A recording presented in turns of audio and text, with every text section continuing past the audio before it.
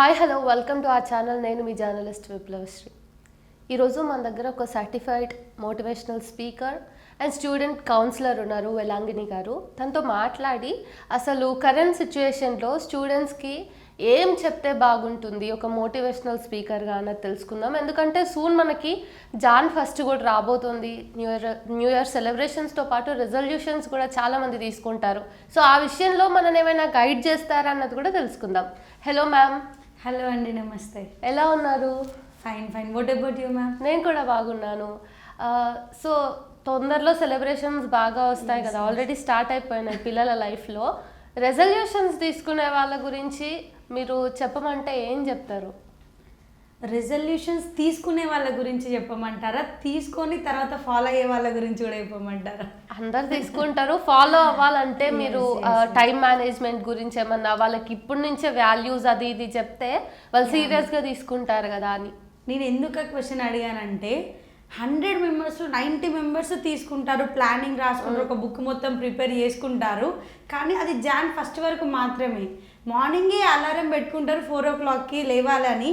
ఆ రోజు లేవరు, alarm off అవుతుంది, అక్కడే న్యూ ఇయర్ మొత్తం అయిపోతుంది. అవును. మళ్ళీ 4 o'clockకి అలారం పెట్టుకోవాలి అంటే వాళ్ళు మళ్ళీ 2026 జాన్ 1 వరకు వెయిట్ చేస్తారు. అంటే అలారం పెట్టుకునే వాళ్ళు చాలామంది ఉన్నారు, కానీ లేచే వాళ్ళు మాత్రం తక్కువ. అవును. సో మనకి ప్లానింగ్ ఎంత ఇంపార్టెంటో ఇంప్లిమెంట్ కూడా అంతే ఇంపార్టెంట్ మ్యామ్.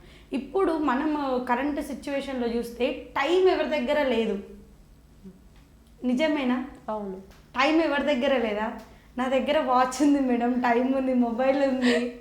ఓకే, అందరి దగ్గర టైం ఉంది, కానీ దాన్ని ప్రొడక్టివ్గా యూటిలైజ్ చేసుకునే వాళ్ళు లేరు. అందరికీ 24 hours, మీకు 24 hours, నాకు 24 hours. ఆ 24 hoursని ఎంతమంది ప్రొడక్టివ్గా యూజ్ చేస్తున్నారు? ఇప్పుడు ఒక మాట చెప్తాను మేడం, అది చాలా సీరియస్ స్టేట్మెంట్. ఒక్కోసారి ప్రాణం పోతే కూడా తిరిగి వస్తుందేమో, కానీ సిపిఆర్ చేసి మళ్ళీ బతికించవచ్చు ఒక్కోసారి. కానీ ఒక్కసారి టైం పోతే, గడిచిపోతే అది తిరిగి రావడం అసాధ్యం. అంటే ప్రాణం కంటే విలువైనది టైం. నిజంగా మనం ఒక్కసారి లోతుగా ఆలోచిస్తే ఇది ట్రూ ఫ్యాక్ట్ మేడం. కానీ ఇంత విలువైన టైంని, ప్రాణం కన్నా విలువైన టైంని మన యూత్ ఎలా యూటిలైజ్ చేసుకుంటున్నారు, ఎంత వేస్ట్ చేస్తున్నారు. అంటే వేస్ట్ చేయడం అంటే టైంని మనం ఏం కావాలని చేసేయము, కానీ వాళ్ళు ఎందులో స్పెండ్ చేస్తున్నారు, వాళ్ళకి యూజ్ అయ్యే దాంట్లో స్పెండ్ చేస్తున్నారా, లేకపోతే వాళ్ళు వాళ్ళ లైఫ్ని వాళ్ళు స్పాయిల్ చేసుకునే దాంట్లో స్పెండ్ చేస్తున్నారా అన్నది ఇంపార్టెంట్. ఇప్పుడు వాళ్ళు టైం వేస్ట్ చేస్తే వాళ్ళకి ఏం కాదు, కానీ మన కంట్రీ డెవలప్మెంట్ ఆగిపోతుంది. ఎందుకంటే యూత్ మనకి పిల్లర్స్ లాంటి వాళ్ళు మన కంట్రీకి. నేటి పౌరులే నేటి బాలలే రేపటి పౌరులు అని అంటాం కదా మేడం. అలాంటి యువత మత్తులో మునిగి తేలుతుంది. ఆ మత్తు ఏదైనా కావచ్చు, అడిక్షన్ అంటాం కదా మనం. అడిక్షన్ అనగానే మనకు గుర్తుకొచ్చేది డ్రగ్స్ అడిక్షన్. కానీ అడిక్షన్ అనంటే మనం దేనికైతే ఎక్కువ మనము అడిక్ట్ అయిపోతామో, అది లేకపోతే మనం ఉండలేమో, దాన్ని మనం అడిక్షన్ అంటాం. బానిసత్వం అనమాట. బానిసలుగా మారుతున్నారు. ఎప్పుడో బ్రిటిష్ వాళ్ళు వచ్చి మన ఇండియాని పాలించారు, మనల్ని బానిసలుగా చూశారు. మనం అంతా కోలుకున్నాము, ఇప్పుడు ప్రజాస్వామ్య దేశంగా మారింది, ఎన్నో ఇయర్స్ అవుతుంది. కానీ ఇప్పుడు మనమే బానిసలుగా అవుతున్నాం. మనం ఏదైతే వస్తువులను తయారు చేసామో వాటికి బానిసలుగా మారుతున్నాం. మళ్ళీ ఒకసారి చెప్తున్నా మేడం, నొక్కి, ప్రాణం పోయినా కానీ సిపిఆర్ చేసి బ్రతికించవచ్చేమో, కానీ ఒక్కసారి టైం పోతే మాత్రము తిరిగి తీసుకురాలేము. సో మరి పిల్లలకి టైంని మేనేజ్ చేయడంలో మీరు ఎలాంటి సజెషన్స్ ఇస్తారు? First of all time management గురించి ఇప్పుడు మనం మాట్లాడుకుంటున్నాం కాబట్టి నేను అర్థం చేసుకుంటా, బట్ కొంతమందికి ఎంత చెప్పినా ఎక్కదు. సో వాళ్ళకి ఇంకేమైనా చెప్తారా టైం మేనేజ్మెంట్ గురించి? మేనేజ్మెంట్ అంటే పాలన, టైం మేనేజ్మెంట్ అంటే సమయ పాలన. సమయాన్ని మనం పాలించగలుగుతామా మేడం? అంటే ఇప్పుడు నాకు కాళ్ళు ఇరిగినాయి, యాక్సిడెంట్ అయ్యి కాళ్ళు ఇరిగినాయి, ఒక 6 months నాకు బెడ్ రెస్ట్ కావాలి. ఆ 6 months టైం పోకు, అట్లనే ఉండు, స్టాప్ అయిపో అని అనగానే ఓం బూమ్ బుష్ స్టాప్ అనగానే టైం ఏమైనా స్టాప్ అవుతుందా? లేదు. So we can't manage the time. But టైంని మనం మేనేజ్ చేయలేము అస్సలు. 1 మినిట్ కాదు కదా, 1 సెకండ్ కూడా మన కోసం ఆగిపోదు. నాకు బండి సంజయ్ తెలుసు, ఒక 1 అవర్ ఆపు నా క్యాలెండర్లో అనేసి అని అంటే ఎవ్వరు ఏం తెలిసినా, ఎంత పొలిటీషియన్ పవర్ ఉన్నా, ఎంత పవర్ ఉన్నా కానీ టైంని ఆపే పవర్ మాత్రం మనకు లేదు. So we can't manage time. కానీ మనం దేన్ని మేనేజ్ చేయొచ్చు? ఫోకస్ని మేనేజ్ చేయొచ్చు. మన ఫోకస్ ఎటు వెళ్తుంది అనేది మనం మేనేజ్ చేయొచ్చు మేడం. ఈ మన ఫోకస్ని ఎంత ప్రొడక్టివ్గా మనము చేసుకుంటే అంత డెవలప్మెంట్ అనేది మన లైఫ్లో చూడొచ్చు. మనం ఫోకస్ పెట్టాలనుకున్నప్పుడు మొబైల్లో వాట్సాప్ మెసేజో ఇన్స్టాగ్రామ్లో రీల్స్ సెండ్ చేసిండు ఫ్రెండ్ అనో ఇట్లా డైవర్షన్స్ ఉంటాయి కదా. మరి వీటన్నింటినీ కాదని మనం అనుకున్న ఏదైతే రెజల్యూషన్స్ ఉన్నాయో వాటికే స్టిక్ అయ్యేలాగా ఎట్లా ఫోకస్ చేయాలి? స్టిక్ అయ్యాలంటే ఫస్ట్ వాళ్ళకి ఏదైనా ఒక డ్రీమ్ ఉండాలి మేడం. ఇప్పుడు నేను ఇక్కడ వెళ్ళాలి, ముంబైకి వెళ్ళాలి అంటేనే మీరు టికెట్ పర్చేస్ చేసుకోగలుగుతారు, బుక్ చేసుకొని అంత ట్రావెలింగ్కి ప్రీ ప్లాన్డ్గా వెళ్ళి మీరు ముంబైకి వెళ్ళి మళ్ళీ తిరిగి వస్తారు. అంటే మీరు ప్లానింగ్ లేనిది, ఇక్కడికి వెళ్ళాలి అనే ఒక లక్ష్యం లేనిది, ఒక ఏం లేనిది మనమైతే ఏం చేయలేము. ఇప్పుడు ఏమున్నారు స్టూడెంట్స్ అందరూ అంటే ఎక్కడ కూర్చున్న వాళ్ళు అక్కడే చాలా బద్ధకంతో ఏమవుతుందిలే కానీలే, ఎక్కువ మనం ఇప్పుడు సోషల్ మీడియా ఎఫెక్ట్ ఇవన్నీ పడుతున్నాయి మనకి. మనం ఇందాక మాట్లాడుతున్నప్పుడు సోషల్ మీడియాలో టైం మొత్తం పోతుంది అనుకున్నాం కదా. మరి సోషల్ మీడియా మన ఫోకస్ని తీసుకోకుండా ఎట్లా డైవర్ట్ అవ్వచ్చు? ఓకే మ్యామ్, ఒక ఎగ్జాంపుల్ చెప్తా. మీరు రోజు 3 o'clockకి ఒక మూవీ చూస్తారు. ఆఫ్టర్నూన్ 3 to 6 ఈవినింగ్ టైంలో మీరు ఫ్రీగా ఉంటారు, రోజు ఒక మూవీ చూస్తూ ఉంటారు. మీరు అది హ్యాబిట్ అనుకోండి. ఒకవేళ 3 o'clockకి ఆ రోజు మీ ఫ్రెండ్స్ అందరు కలిసి ఏదైనా టూర్కో ఎటైనా ప్లాన్ చేశారనుకోండి, లేదంటే మ్యారేజ్కి వెళ్ళేది ఉందో, ఏదో ఒక ప్రోగ్రామ్కి వెళ్ళేది ఉంది, ఆ రోజు మీరు మూవీ చూస్తారా? లేదు. ఎందుకోసం? అంటే వేరే ప్లాన్స్ ఉన్నాయి కదా. సో మనం కూడా ఎవరైతే యూత్ ఉన్నారో వాళ్ళని ఆ మొబైల్ నుంచి దూరంగా తీసుకురావాలి, ఆ మొబైల్ నుంచి డివైడ్ చెయ్యాలి అని అంటే ఆ మొబైల్ కన్నా, వాట్సాప్ కన్నా, ఇన్స్టాగ్రామ్ కన్నా, ఫేస్బుక్ కన్నా ఇంకా వేరే ఇంపార్టెంట్ వర్క్ కనుక వాళ్ళకి అసైన్ చేస్తే, వాళ్ళు కనుక అసైన్ చేసుకోగలిగితే కంపల్సరీ వాళ్ళు అక్కడ నుంచి డివేట్ అవుతారు. చాలా సింపుల్. ఒక పని మీద నుంచి మనం డివేట్ కావాలి, మనము అక్కడి నుంచి వెళ్ళాలి దూరం, మన ఫోకస్ అనేది మనం ఇంకొక దగ్గర పెట్టాలి అంటే అంతకన్నా ఇంపార్టెంట్ కనిపించాలి. ఇప్పుడు మీరు ఒక షాపింగ్ మాల్కి వెళ్తారు మ్యామ్, అక్కడ డ్రెస్సెస్ అన్నీ చూస్తారు, అక్కడ మీకు ఓకే బెస్ట్ అనిపిస్తాయి, కానీ ఇంకొక షాప్ ఓపెన్ పడుతుంది, కొత్తగా ఓపెన్ చేస్తారనుకోండి, ఆ షాప్లో అంతకు ముందున్న షాప్ కంటే బెస్ట్గా కనిపిస్తేనే కదా వాళ్ళు కస్టమర్స్ అనేది అట్రాక్ట్ అయ్యేది. సో అంతకన్నా బెస్ట్ ఉండాలి, అంతకన్నా ఇంపార్టెంట్ ఉండాలి. అలా మనకి ఎవరైతే మన యూత్కి మనం అసైన్ చేస్తామో వర్క్ అనేది, అప్పుడు వాళ్ళు తొందరగా మనం డీవియేషన్ అవుతారు, వాళ్ళు కూడా అసైన్ చేసుకోగలరు. ప్రజెంట్ యూత్ వాళ్ళకి తెలియకుండానే ఒక్కసారి మొబైల్లో ఇలా తల దించితే మళ్ళీ చూసేటప్పుడు 4 o'clock అవుతుంది, మళ్ళీ తల అయితే చూసేసరికి 7 o'clock అవుతుంది. అంటే వాళ్ళకి తెలియకుండానే టైం అంతా వెళ్ళిపోతుంది. వాళ్ళు ఒక్కసారి అసలు ఒక వలలో చిక్కుకుపోయినట్టు వాళ్ళు అనుకుంటారు, మళ్ళీ రియలైజ్ అవుతారు, అరే ఇంత టైం 4 to 7 3 hours స్పెండ్ చేశాను ఒక మొబైల్ మీద. ఇంకా కొంతమందికి అయితే మొబైల్ 100% ఛార్జింగ్ ఉన్నప్పుడు ఓపెన్ చేస్తారు మేడం. ఇలా ఫింగర్ అంటారు, ఆ ఫింగర్ అరిగిపోదు, ఫింగర్ ఇలా ఇలా ఇలా అని అరిగిపోదు, కానీ మొబైల్లో ఛార్జింగ్ అయితే అయిపోతుంది కదా. ఛార్జింగ్ అయిపోయాక అప్పుడు మనకి లో బ్యాటరీ అన్నప్పుడు అప్పుడు మనం చూస్తాం, అరే ఎక్కడున్నాం మనం. సీరియస్లీ అది నిజంగా జరుగుతున్న ప్రతి ఒక్క ఇంట్లో, ప్రతి ఒక్క ఎక్కడైనా జరుగుతుంది ఇదే. ఏం లేదు, ఎందుకు మరి ఆ సోషల్ మీడియాకి అడిక్ట్ అవుతున్నారో కూడా నేను చెప్తా.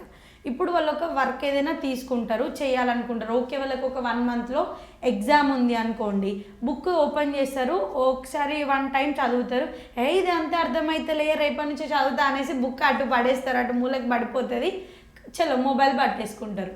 ఇక బుక్ అక్కడే ఉంటుంది 1 month వరకు, మొబైల్ కూడా ఇక్కడే ఉంటుంది 1 month వరకు చేతిలో.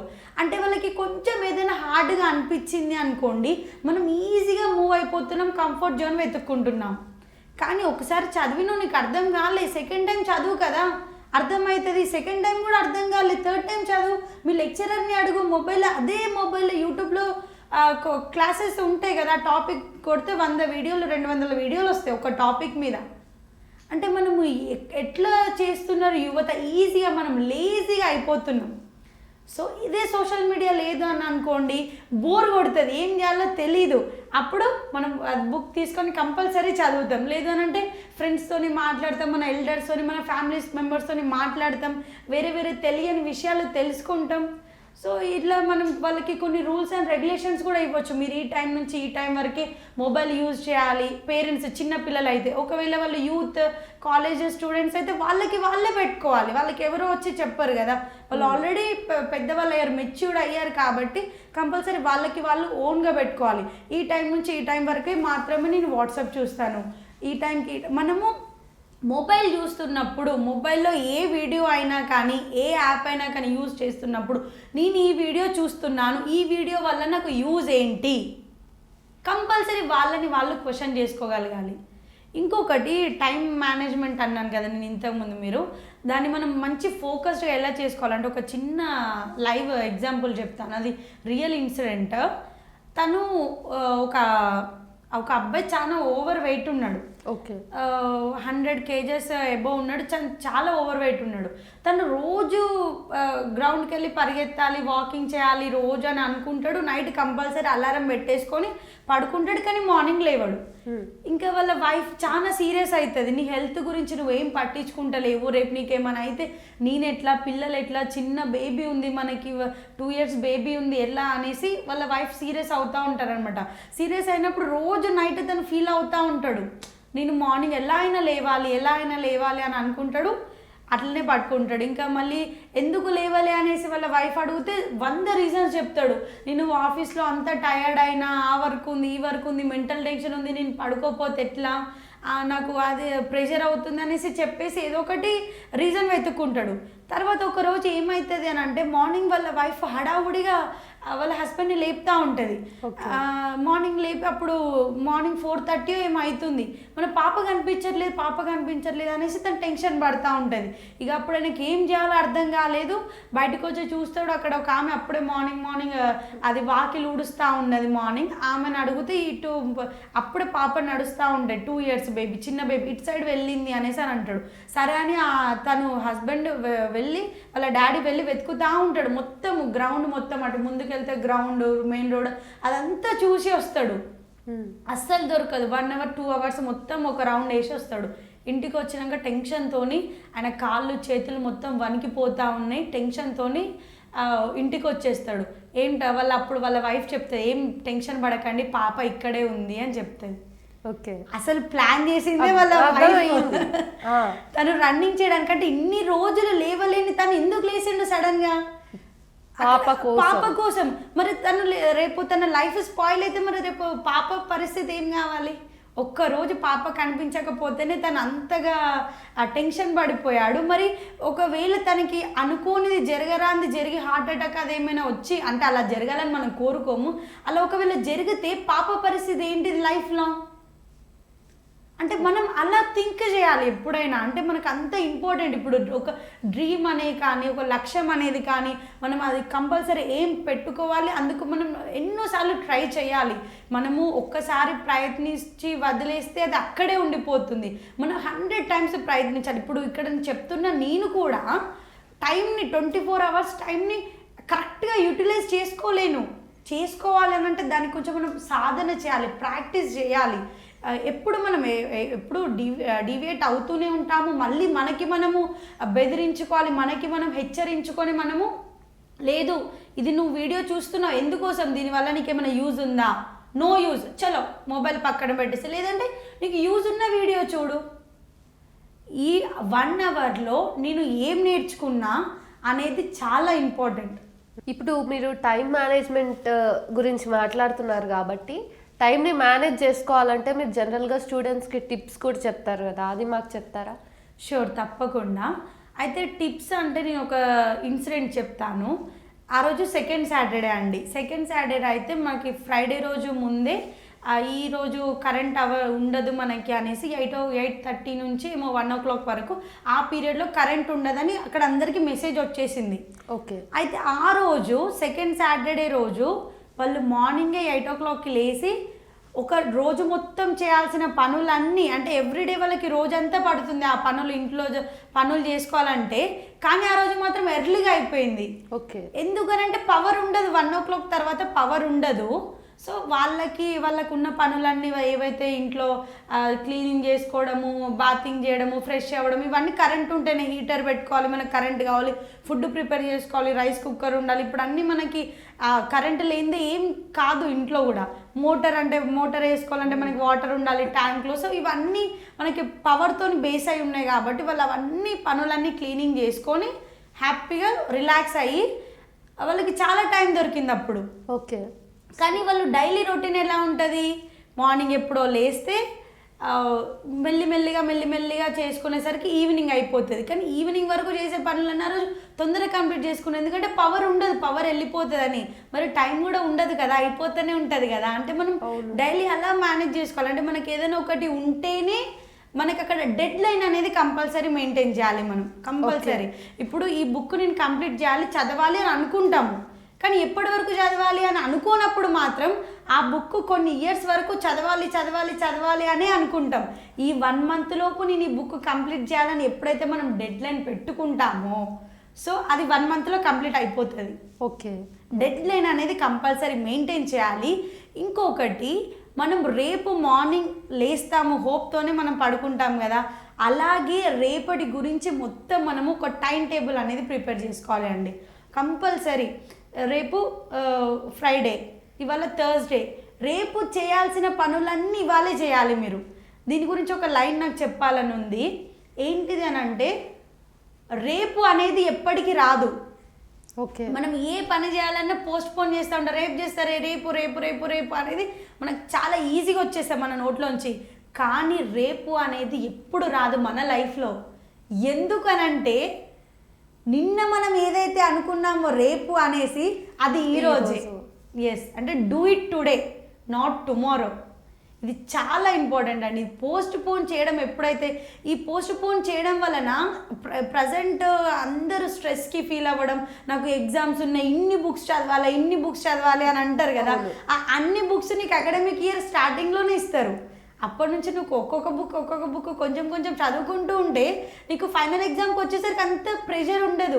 నీకు అన్ని బుక్స్ ఎప్పుడు చదవాలనిపిస్తుంది, నువ్వు లాస్ట్కి వచ్చి ఎమర్జెన్సీ టైంలో అప్పుడే ఫిష్ని మనం వాటర్లోంచి తీస్తే ఇట్లా ప్రాణం కోసం ఇట్లా కొట్టుకుంటూ ఉంటుంది చూడండి, కొట్టుమిట్ట ఆడుతూ ఉంటుంది, అల్లాడిపోతూ ఉంటుంది. అలా అల్లాడిపోతున్నారు టైం కోసం. అలా అల్లాడే పరిస్థితి ఎవరు తెచ్చుకున్నారు? మనమే. అవును. అది అవసరం ఉన్నప్పుడు మనం ఏ పని అయితే చెయ్యమో ఆ పని తర్వాత అత్యవసరం అవుతుంది, ఎమర్జెన్సీగా మనకి ఎమర్జెన్సీ అయిపోతుంది, ఓకే, అత్యవసరము అయిపోతుంది. సో మనం అనేది పోస్ట్ పోన్ చేయడం వల్లనే ఎక్కువ ప్రాబ్లమ్స్ అనేది ఓకే పోస్ట్ పోన్ చేయొద్దు. తర్వాత నెక్స్ట్ మనం కంపల్సరీ డూ ఇట్ టుడే అనేసి మనం ప్లానింగ్ అనేది పక్కా ప్రిపేర్ చేసుకోవాలి. మనం అందులోంచి ఇప్పుడు రేపు మనం మార్నింగ్ లేస్తాము అంటే మన దగ్గర ఇవాళ ముందే రేపు మనం మన డేని 24 hours ఎలా మనం యూజ్ చేసుకోవాలి అనేది ఇంపార్టెంట్. అన్ని మనం వర్క్స్ అన్ని రాసుకోవాలి. మనం మార్నింగ్ లేవగానే పేపర్ చూసేసుకొని ఆ పనులు చేసేసుకోవాలి, ఈ పని అయిపోగానే కట్ చేసుకోవాలి. అలా మనకి చాలా ఎటువంటి మెంటల్ ప్రెషర్ ఉండదు, ఏముండదు. ఇంకొకటి, మనకి ఏదైతే హార్డ్గా అనిపిస్తుందో థింగ్ ఆ డేలో కంపల్సరీ అది ఫస్ట్ చేసేసుకుంటే మనకి రిలాక్స్ ఉంటుంది. ఏదైతే హార్డ్ థింగ్ ఉంటుందో మనకి అది చేయాలి అనే ప్రెషర్ లేకుండా ఈజీగా మనకు అయిపోతుందండి. ఇట్లా చాలా టిప్స్ ఉన్నాయి, మనం కొంచెం ఫాలో అయితే మనం ఈజీగా మనం టైంని మనం మంచిగా ఫోకస్తోని యూటిలైజ్ చేసుకోవచ్చు. ఓకే. ఈ మధ్య కాలంలో పిల్లలు ఎన్నో డైవర్షన్స్కి వెళ్తున్నారు, లవ్ అఫైర్స్ అంటున్నారు, తర్వాత డ్రగ్ అబ్యూస్ కూడా బాగా నడుస్తోంది, ఆల్కహాల్కి అడిక్షన్స్ ఉన్నాయి. అయితే అసలు వీటన్నింటికి అసలు కారణం ఎవరు అంటే మీరు ఏం చెప్తారు? ఈ సొసైటీని నిందించాలా, పేరెంట్స్ మారాలా, టీచర్సే సరిగ్గా చెప్పట్లేదా మోరల్స్ అన్నీ? యూత్కి వచ్చేసరికి అండి నేను ఒక్కటే చెప్తా, 90% పేరెంట్స్ పాత్రనే ఉంది. ఓకే. ఇది నమ్మలేని నిజము, యాక్సెప్ట్ చేయలేని కూడా నిజం. పేరెంట్స్ వల్లనే పిల్లలు ఎవరండి? వాళ్ళ పేరెంట్స్ యొక్క ప్రతిరూపాలు. వాళ్ళ బిహేవియర్, వాళ్ళ పెంపకం అనేది మనకి పిల్లల బిహేవియర్లో మనకి కనిపిస్తుంది, వాళ్ళు ఎలా పెంచారనేది. కాబట్టి పేరెంట్స్ పాత్ర 90% ఉంటుంది పిల్లల మీద. ఒక రియల్ ఇన్సిడెంట్ అది వింటే నిజంగా ఇంతకు ముందు కూడా నేను చెప్పాను. ఆ ఇన్సిడెంట్ ఎలా అంటే గుండెలు పగిలిపోయేలా ఉంటుంది ఆ నిజం. అంత ఎమోషనల్ స్టోరీ అనమాట. అయితే ఆ అబ్బాయికి 21 ఇయర్స్, 21 to 25 ఇయర్స్ అబ్బాయి. తనకి ఉరిశిక్ష పడుతుంది. ఎందుకు అని అంటే తను చాలా నేరాలు చేశారు. డ్రగ్స్ సేల్ చేయడము, తను డ్రగ్స్ తీసుకోవడము, అత్యాచారాలు చేయడము, హరాస్మెంట్ చేయడము, సెక్చువల్గా ఇలా చాలా హత్యలు చేయడము, చాలా ఇటువంటివన్నీ చేయడం వల్ల తనకి ఒక 20 ఆ ఏజ్ వచ్చేసరికి ఉరిశిక్ష పడిపోయింది. ఉరిశిక్ష పడినాక జడ్జి వచ్చి అడుగుతాడు ఆ అబ్బాయిని, నీకు ఉరిశిక్ష పడింది బాబు, నీకు ఆఖరి కోరిక ఏంటిది చెప్పు అనేసి అని అంటాడు. అయితే ఆ అబ్బాయి ఆఖరి కోరిక నా తల్లిదండ్రులను చూడాలనుకుంటున్నాను అనేసి ఆ అబ్బాయి ఎమోషనల్గా చెప్తాడు. సో ఆఖరి కోరిక కంపల్సరీ నెరవేర్చాలి కాబట్టి వాళ్ళ పేరెంట్స్ వస్తారు అతను కలవడానికి. తను కలుస్తాడు. వాళ్ళ మమ్మీ ఏడుస్తూ ఉంటుంది. ఇంకా వాళ్ళ మమ్మీ డాడీ ఇద్దరు ఏడుస్తారు. వాళ్ళ తల్లి బోరు మన ఆయన మీద పడి ఏడుస్తూ ఉంటుంది. నాన్న నిన్ను రక్షించడానికి ఎన్నో కష్టాలు పడ్డాము, కానీ ఈ లాయర్లు, మన మీడియా వాళ్ళందరూ కలిసి, సొసైటీ అందరూ కలిసి నీకు ఉరిశిక్ష పడేలా చేశారు, నన్ను క్షమించు, నిన్ను తప్పించడానికి మేము ఎన్నో ప్రయత్నాలు చేసాం. అంటే అతను ఎంత టెర్రరిస్ట్ అయినా కానీ తల్లికి మాత్రం ప్రేమనే కదా. సో ఆ విధంగా వాళ్ళ తల్లి చెప్తా ఉండే. అప్పుడు ఆ అబ్బాయి సైలెంట్గా ఉండి ఒకేసారి ఇట్లా అంటారనమాట, అమ్మ నాకు ఉరిశిక్ష పడడానికి కారణం ఏ సొసైటీయో, ఏ లాయర్సో, ఏ మీడియానో ఎవరో కాదు, నాకు ఉరిశిక్ష పడడానికి కారణం మీరే అనేసి చెప్తే ఆ అమ్మ తల్లి షాక్ అయిపోతుంది. ఏంటి నాన్న అలా అంటున్నావు, నాకు నీ మీద ప్రేమ లేదా, నువ్వు ఎన్ని చేసినా నేను వెనకేసుకొచ్చాను, నీకోసం ఎంతో పోరాడాను, 2-3 సంవత్సరాల నుంచి నేను ఎక్కడి కోట్లు మెట్లంటూ లేవు, అది ఇది అనేసి చెప్తా ఉంటుంది. అయితే అప్పుడు చెప్తాడు కదా ఆ అబ్బాయి, అమ్మ ఒకసారి మా స్కూల్లో నేను 9th క్లాస్ చదివేటప్పుడు నేను సిగరెట్ తాగానని మా సుధాకర్ సారు నీకు ఎప్పుడైతే కంప్లైంట్ ఇచ్చాడో, మా సుధాకర్ సార్ నన్ను కొట్టాడు. ఫస్ట్ కొట్టి నా మీద మీకు కంప్లైంట్ ఇస్తే మీరు నన్ను మందలించడం మాని పోయి మా టీచర్ మీదనే పోలీస్ కేసు పెట్టి నన్ను కొట్టాడని మా టీచర్ని మీరు వేధించారు. అప్పుడు కనుక మీరు మా టీచర్ని కాకుండా నన్ను మీరు మందలించి ఉంటే ఆ రోజు సిగరెట్ తాగడంతోనే నాకు ఆగిపోయేది, ఇప్పుడు ఉరితాడు నేను చూసేవాడిని కాదు అనేసి తను చెప్తాడనమాట. అంటే మనం ఇప్పుడు ఏం మిస్ అవుతున్నామంటే పేరెంట్స్ చాలా ఫ్రీడమ్ ఇచ్చేస్తున్నారు పిల్లలకి, చాలా అంటే చాలా ఫ్రీడమ్ ఇస్తున్నారు. మరి ఆ ఇచ్చిన ఫ్రీడమ్ ఇవ్వద్దు అని అనను, మరి అంత ఫ్రీడమ్ ఇస్తున్నారు, వాళ్ళు ఆ ఫ్రీడమ్ని ఎలా యూజ్ చేసుకుంటున్నారు అనేది చూడట్లేదు, వాళ్ళు పట్టించుకోవట్లేదు. సో మానిటర్ చేయాల్సిన అవసరం ఉంటుందా? తప్పకుండా కదా, ఎందుకంటే వాళ్ళకి ఏది మంచో ఏది చెడో తెలియడానికి ఒక ఏజ్ రావాలి. ఆ ఏజ్ వచ్చే వరకు వీళ్ళ సంరక్షణలోని ఈ తల్లిదండ్రులే వాళ్ళని మానిటర్ చేసుకోవాలి. అట్లా అన్నట్టు టీచర్స్ పాత్ర కూడా ఉంది, కానీ టీచర్స్ పేరెంట్స్కి భయపడి వాళ్ళని అసలు ఏం చెప్పట్లేదు. ఒక మాట తిట్టినా, వాళ్ళని కోప్పడినా కానీ వెంటనే పేరెంట్స్ స్కూల్కి వచ్చేస్తున్నారు. మా అబ్బాయిని మీరు ఎందుకు అలా అంటారు, మేమే ఇప్పటివరకు చేయలేదు. మరి ప్రీవియస్ మనము ఏన్షియంట్ డేస్లో చూసుకుంటే కనుక ఎంత పనిష్ చేసేవాళ్ళు టీచర్స్ స్టూడెంట్స్ని. అంటే ఇప్పుడు జనరేషన్ మారుతుంది, మనం కూడా మారాలి, నేను ఒప్పుకుంటాను. కానీ మన వాల్యూస్ అనేది నేర్పించడంలో కంపల్సరీ ముందు ఉండాలి కదా పేరెంట్స్. ఎంత పడితే అంత అమౌంట్ ఇవ్వడము, వాళ్ళకి ఫ్రీడమ్ ఇవ్వడము, పిల్లలు కూడా ఫ్రీడమ్ని చాలా మిస్యూజ్ చేసుకుంటున్నారు. సో ఈ విధంగా మనము చూసుకుంటే కనుక ప్రజెంట్ అలా ఉంది జనరేషన్ అండి. కంపల్సరీ పేరెంట్స్ అనేది పిల్లల మీద కంపల్సరీ ఒక కన్ను వేసి ఉంచాలి. ఇంకొకటి, పేరెంట్స్ పిల్లలని గాలిపటం లాగా పెంచాలి. గాలిపటం ఎందుకు అనంటే మనం దాన్ని గాలిపటం మన చేతుల్లో దారం ఉన్నంత వరకు అది ఎగురుతూ ఉంటుంది. అలానే మనం ఒకసారి వదిలిపెట్టామనుకోండి అది కంప్లీట్గా మన చేజారిపోయి వెళ్ళిపోతుంది. అలా కాకుండా మరీ బిగుసుగా పట్టుకోకుండా, మరీ ఫ్రీగా వదిలేయకుండా అలా మనం పిల్లల్ని పెంచాలి. అంటే మరీ ఫ్రీడమ్ ఇచ్చేయొద్దు, మరి అలా అని మనం గుప్పెట్లో పెట్టుకోవద్దు. ఎంతవరకు ఇవ్వాలి, ఎటువంటి విషయాలలో ఫ్రీడమ్ ఇవ్వాలి, ఎటువంటి విషయాలలో ఇవ్వకూడదు, వాళ్ళని ఎక్కడ మానిటర్ చేయాలి. నేను 2000 ఇచ్చాను, మరి ఆ 2000 ఎందుకు ఖర్చు పెట్టడం తెలుసుకో. ఎందుకు ఖర్చు పెట్టాడు, ఎందుకు అంత ఖర్చు పెడుతున్నావు అని అడగొద్దు, కానీ ఎక్కడ ఖర్చు పెట్టాడని మాత్రం మనం తెలుసుకోవాలి. అంతేకాకుండా ఈ మధ్య లవ్ అఫైర్స్ విషయంలో చిన్న చిన్న పిల్లలు ప్రేమలు అంటున్నారు. 10th క్లాస్ పాస్ కూడా అయ్యి ఉండడు, కానీ ఖచ్చితంగా గర్ల్ ఫ్రెండ్ ఉంటుంది. మీరు 10th క్లాస్ వరకు వెళ్తున్నారండి. నా లైవ్ నేను డైరెక్ట్ నా కళ్ళతో చూశాను, నా చెవులతో విన్నాను. ఫస్ట్ క్లాస్ అబ్బాయి యూకేజీ అమ్మాయికి ఐ లవ్ యూ ప్రీతి, అమ్మాయి పేరు ప్రీతి, ఐ లవ్ యూ ప్రీతి అని రాసి ఇచ్చాడు.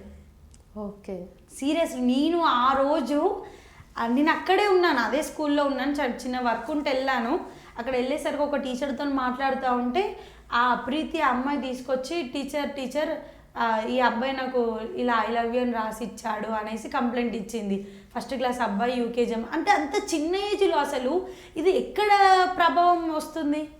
ఇంకొకటి మన ఒక ప్రిన్సిపల్ సార్ నాకు కాల్ చేసి ఉండే వాళ్ళ స్కూల్కి మోటివేషనల్ సెషన్ ఇవ్వమని. ఏంటి వాళ్ళ స్కూల్లో ప్రాబ్లం అని అంటే 6th క్లాస్ అమ్మాయి 7th క్లాస్ అబ్బాయి ఫిజికల్గా మిస్బిహేవ్ చేస్తూ కనిపించాడు స్కూల్ ఏరియాలోనే, గవర్నమెంట్ స్కూల్ ఏరియాలో. ఆ ప్రిన్సిపల్ సార్ ఎంత ఎమోషనల్ అయ్యారంటే మా స్కూల్ గురించి అంత, వాళ్ళ గవర్నమెంట్ స్కూలే, మా స్కూల్ గురించి అంతా ఊర్లో వాళ్ళు ఏమనుకుంటారు, ఇంత ఘోరంగా ఉన్నారు ఏంటి అనేసి. అంటే ఇది కంప్లీట్గా సోషల్ మీడియాను. ఇప్పుడు అది తెలియని పిల్లవాడు అంటూ లేడు, ఏం లేదు. కాకపోతే మనం దాన్ని ఎంత మనం ఎడ్యుకేట్ చేస్తున్నాం అనేది చాలా ఇంపార్టెంట్. ఇంకా సరే అది చిన్నపిల్లల వాళ్ళు తెలిసి తెలియని తనంలో ఈ సోషల్ మీడియా ఇవన్నీ చేస్తున్నారు, దానికి సొసైటీయే కారణము అని మనం చెప్తాం.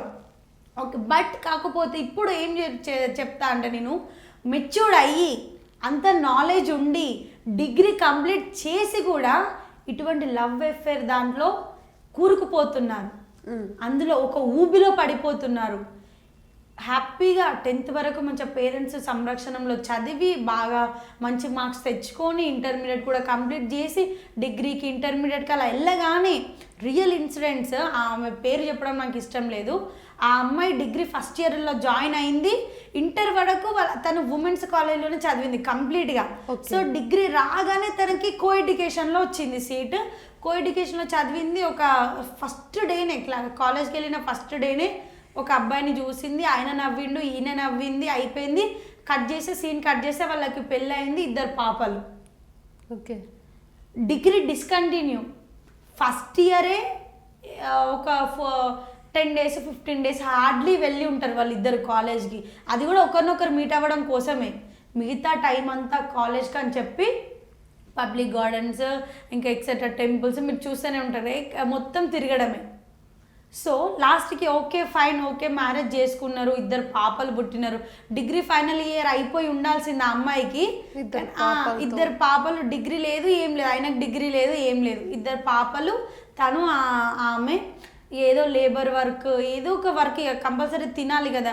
ఇటు అమ్మాయి వాళ్ళ పేరెంట్స్ యాక్సెప్ట్ చేయలేదు, అంత చిన్న ఎవరు యాక్సెప్ట్ చేయరు కదా, పేరెంట్స్ యాక్సెప్ట్, అబ్బాయి వాళ్ళ పేరెంట్స్ యాక్సెప్ట్ చేయలేదు. సో వాళ్ళకి చేయడానికి వర్క్ లేదు. ఇన్ని రోజులు వాళ్ళ తల్లిదండ్రులు పెడితే తిని వచ్చిన వాళ్ళు, ఫీజులు కడితే చదువుకొని ఉన్న వాళ్ళు ఇంకా తను ఒక లేబర్ వర్క్ చేయడం అట్లా ఇట్లా ఓకే డెవలప్ అయినరు. అంటే మినిమం తినడానికి అప్పుడు ఫుడ్ ఉండకపోయేది, ఇప్పుడు ఫుడ్ ఉంది. తను ఏదో సెకండ్ హ్యాండ్లో ఏదో అది మన ఏంటిది జీబ్ అలాంటిది ఏదో తీసుకొని తను ఏదో డ్రైవింగ్ చేసుకుంటూ ఓకే వచ్చేస్తున్నారు. తను డైలీ ఒక కస్టమర్ని తీసుకొని వెళ్తాడు. ఈమె ఓకే ఏదో ఉంటున్నా అంటే ఉంటుంది, కానీ మనం చెప్పడానికి ఈజీయే. కాకపోతే ఆ 2 years తన పేరెంట్స్ని ఎంత మిస్ అయింది. తను పేరెంట్స్ దగ్గర ఉన్నంత కంఫర్ట్గా తన హస్బెండ్ దగ్గర ఉండకపోవచ్చు, ఎందుకంటే అన్ని నీడ్స్ తను ఫుల్ఫిల్ చేయలేడు, ఎందుకంటే చాలా లిమిటెడ్ రిసోర్స్ తన దగ్గర ఉంది. సో తను ఒక కస్టమర్ని డైలీ డ్రాప్ చేసి వస్తూ ఉంటాడు. ఆమె ఆల్రెడీ మ్యారీడ్, వాళ్ళ హస్బెండ్తోనే ఆమె దూరంగా ఉంది. సో ఆమెకి తనకి మళ్ళీ అఫేర్ ఓకే అయిపోయింది. ఇక వాళ్ళిద్దరూ కలిసి ఉన్నారు, మళ్ళీ ఇంట్లోకి వచ్చి గొడవలు పడడం, ఎందుకంటే ఈయనకి అంత కంఫర్ట్ లేదు. ఆమె ఎట్లయినా తెచ్చి పిల్లలకి పెట్టాలి కదా, పోషించాలి కదా. ఆమెకి అక్కడ ఆయనకి ఫ్రీడమ్ దొరికింది, ఆయన మంచిగా ఉన్నాడు. వాళ్ళిద్దరూ మళ్ళీ మ్యారేజ్ చేసుకున్నారు టెంపుల్లో. ఇప్పుడు ఈ అమ్మాయి పరిస్థితి ఏంటి? ఈ అమ్మాయికి 2 పిల్లలు, చూస్తే చాలా చిన్న ఏజ్, 22-23 years ఏజ్. అసలు యాక్చువల్గా డిగ్రీ ఫైనల్ ఇయర్ స్టూడెంట్ ఆమె అయిపోయి ఉండాలి. 2 ఆడపిల్లల్ని పెట్టుకొని తను ఎక్కడికి వెళ్తుంది? ఒక్కసారి వాళ్ళ ఇంటికి వెళ్ళింది ఆ 2 ఆడపిల్లల్ని పట్టుకొని, మరి నా పరిస్థితి ఇట్లా ఉంది. ఇన్ని రోజులు ఏ పేరెంట్స్ గుర్తుకు రాలే ఆమెకి? లవ్ చేసినప్పుడు అదంతా తిరిగినప్పుడు, వాళ్ళ పేరెంట్స్ ఇచ్చిన అమౌంట్తో ఆమె మిస్యూజ్ చేసినప్పుడు, అక్కడికి షికార్లు తిరిగినప్పుడు, అవి హోటల్స్లలో లంచ్ చేసినప్పుడు ఎప్పుడు గుర్తుకు రాలే వాళ్ళ పేరెంట్స్? ఇప్పుడు గుర్తుకొచ్చిండు. వెళ్తే వాళ్ళ నాన్నకి హార్ట్ అటాక్. ఓకే. వాళ్ళ నాన్నకి హార్ట్ అటాక్ ఒకసారి వచ్చి పెరాలసిస్ వచ్చి వాళ్ళ నాన్న బెడ్ మీద పడుకొని ఉన్నాడు. ఎంత అది బాధాకరమైన విషయం అంటే వాళ్ళ అమ్మ వాళ్ళ నాన్న కోసం సేవలు చేసి చేసి వర్క్ చేసి వాళ్ళ నాన్నకి ఫుడ్ పెట్టి వాళ్ళ అమ్మ కూడా చాలా వీక్, ఎమోషనల్గా చాలా వీక్ అయిపోయి, ఫిజికల్గా చాలా వీక్ అయిపోయి ఉంది. వాళ్ళ దగ్గర ఎట్లాగో ఆమె చేయి జాచి ఒక రూపాయి కూడా అడగలేదు, ఎందుకంటే వాళ్ళ పరిస్థితి అలా ఉంది. వాళ్ళ అమ్మ ముఖం మీదనే డోర్ వేసేసింది, నువ్వు రావద్దు అని. వాళ్ళ అమ్మకు కూడా తెలీదు ఇట్లా హస్బెండ్ వదిలేశాడు, తను వేరే మ్యారేజ్ చేసుకున్నాడు ఇల్లీగల్గా అని తెలీదు వాళ్ళ అమ్మకి. ఇన్ని రోజుల తర్వాత వచ్చాము మా పరిస్థితిని, వాళ్ళకి కూడా కోపం ఉంటుంది కదా, ఎవరికైనా ఎమోషనే కదా. డోర్ అన్ని ఇయర్స్ ఆమెను పెంచితే 20 years ఆమెను పెంచితే అది ఆమె రిటర్న్ ఇచ్చిన గిఫ్ట్.